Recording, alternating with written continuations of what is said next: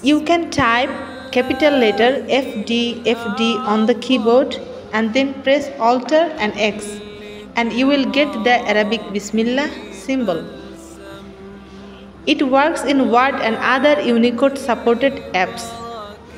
To write the Arabic Bismillah, type FD and press Alt and X on your keyboard.